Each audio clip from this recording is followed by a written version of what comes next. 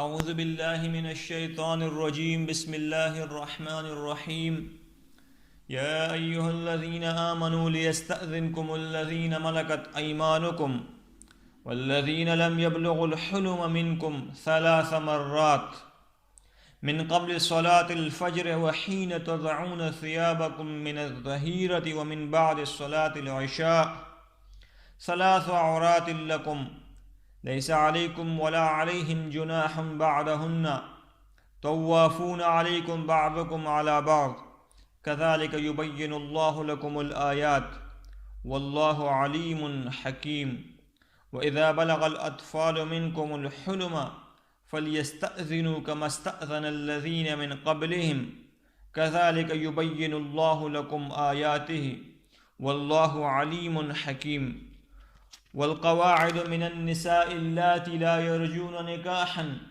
فليس عليهن جناح أن يضعن ثيابهن غير متبرجات بزينة وأن يستعففن خير لهن والله السميع عليم صدق الله العظيم وصدق رسوله النبي الكريم۔ سورۃ النور کی 8ویں رکوع ہے۔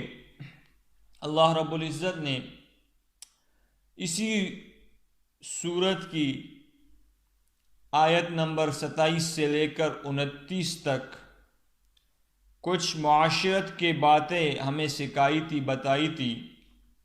وہ یہ تھی کہ بغیر اجازت کسی کے گھر میں داخل نہیں ہونا۔ جب بھی کسی کے گھر میں داخل ہو تو سب سے پہلے اس سے اجازت لی جائے۔ اسی طرح اور بھی کچھ معاشرت کی باتیں تھیں۔ ان آیت میں بھی انہی معاشرت کی باتیں ہیں۔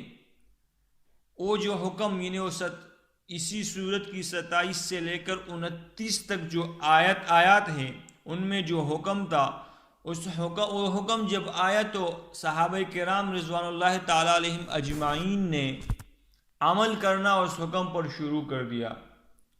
لیکن جو نابالغ بچے تھے اور جو باندیا تھی اور غلام جو تھے، وہ اس بات میں احتیاط نہیں کرتے تھے۔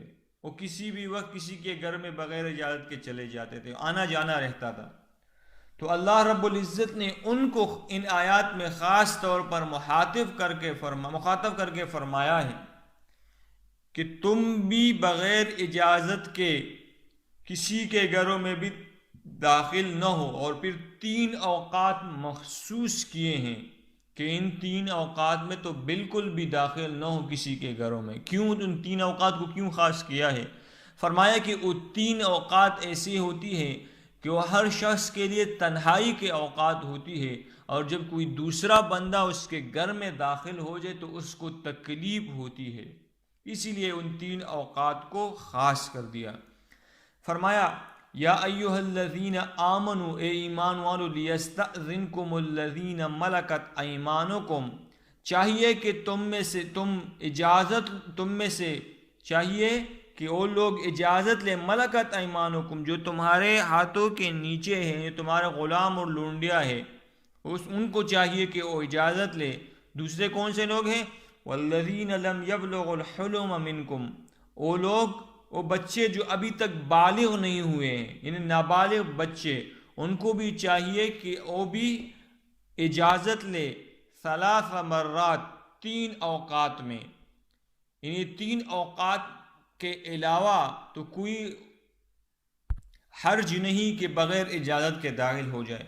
لیکن ان 3 اوقات میں باندیا ہو گئی، غلام ہو گئے اور نابالغ بچے ہو گئے، ان کو چاہیے کہ ان 3 اوقات میں اجازت لے کر کسی کے گھروں میں بھی داخل ہو جائیں۔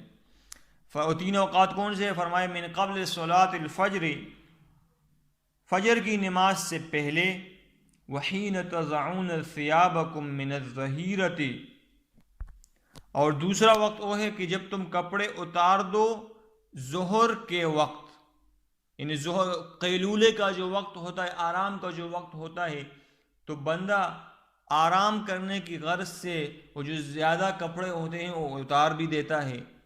تو فرمایا کہ اس وقت بھی اجازت لو۔ تیسرا وقت کون سا ہے؟ فرمایا ومن بعد صلاۃ العشاء، عشاء کی نماز کے بعد، عشاء کی نماز کے بعد بھی بغیر اجازت کے کسی کے گھر میں بھی داخل نہ ہو، کیونکہ یہ بھی آرام اور تنہائی کا وقت ہوتا ہے۔ تو یہ 3 اوقات ذکر فرمائی، فجر کی نماز سے پہلے، ظہر کے وقت اور عشاء کی نماز کے بعد، کیونکہ یہ آرام کے وقت ہوتے ہیں۔ ہر شخص چاہتا ہے کہ تنہائی اختیار کی جائے، اور اس میں لوگ کپڑے بھی اتار دیتے ہیں، زیادہ جو کپڑے ہوتے ہیں، اور آرام کی غرض سے یا کچھ اور پہن لیتے ہیں، تو اسی لیے منع فرمایا۔ اور اگر کوئی ان اوقات میں داخل ہو جائے تو لوگوں کو تکلیف ہوتی ہے۔ آگے فرمایا ثلاث عورات لکم، یہ 3 اوقات تمہارے پردے کے اوقات ہیں، تمہارے لیے یہ 3 اوقات پردے کے اوقات ہیں۔ آگے فرمایا لیس علیکم ولا علیہم جناح بعدہن، نہ تم پر کوئی حرج ہے نہ ان پر کوئی حرج ہے، جو داخل ہوتے ہیں، جو نابالغ اور غلام جو ہے داخل جو ہوتے ہیں، جناح بعدہن، کوئی گناہ ان 3 اوقات کے علاوہ اگر وہ داخل ہو جائے باندیا اور نابالغ بچے، تو اس میں کوئی حرج کی بات نہیں ہے، گناہ کی بات نہیں ہے، نہ تم پر کوئی گناہ کی بات ہے نہ ان پر کوئی گناہ کی بات ہے۔ فرمایا طوافون علیکم بعضکم علی بعض، فرمایا کہ ان کا بھی تمہارے پاس آنا جانا لگا رہتا ہے اور تمہارا بھی ایک دوسرے کے پاس، یعنی ان 3 اوقات کے علاوہ وہ بھی تمہارے پاس آتے جاتے رہتے ہیں، تم بھی لوگوں کے پاس آتے جاتے ہو، تو اس لیے ان 3 اوقات کے علاوہ کوئی حرج نہیں ہے۔ آگے فرمایا کذالک یبین اللہ لکم الآیات، اللہ رب العزت اسی طرح کھول کر بیان کرتا ہے اپنی آیات کو تمہارے لیے۔ فرمایا واللہ علیم حکیم، اور اللہ تعالیٰ علم کا بھی مالک ہے اور حکمت کا بھی مالک ہے، اللہ تعالیٰ جاننے والے ہیں، حکمت والے ہیں۔ یہ جو حکم دیا ہے اللہ رب العزت نے، اس کی حکمت کو اللہ رب العزت بخوبی جانتے ہیں۔ اگلی آیات میں فرمایا وَإِذَا بَلَغَ الْأَطْفَالُ مِنْكُمُ الْحُلُمَ، کہ جب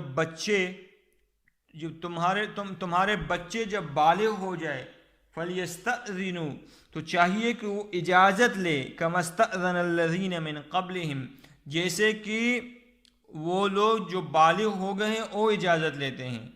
كَذَلِكَ يُبَيِّنُ اللَّهُ لَكُمْ آیَاتِهِ، اسی طرح اللہ رب العزت اپنی آیات کو تمہارے لیے کھول کر بیان کرتا ہے۔ واللہ علیم حکیم، اور اللہ تعالیٰ علم کا بھی مالک ہے اور حکمت کا بھی مالک ہے۔